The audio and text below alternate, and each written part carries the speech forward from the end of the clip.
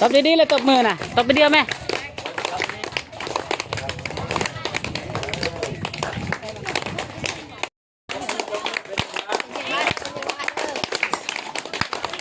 เป็นจังหวะบัดเดียวไปเดียวรับเลยรับอันนี้แม่เป็นของขวัญรางวัลสำหรับ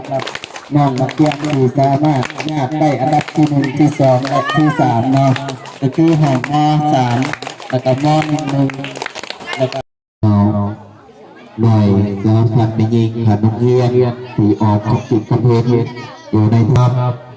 อยู่ในวัดที่เปิดต่อไปจัดจ้างขึ้นมาแต่เป็นบรรยากาศ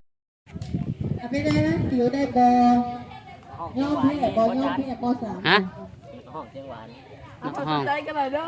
ม.3บ่เป็นไอ้เอ้ยม.4ย่อมแพ้ม.3ได้บห้องเชียงหวาน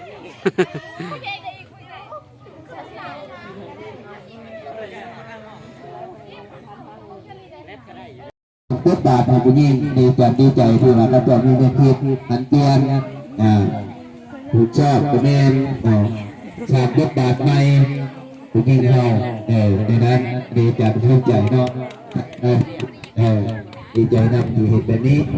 ในปีต่อไปแต่เราก็คิดว่าจะต่อในวัดนี่แหละ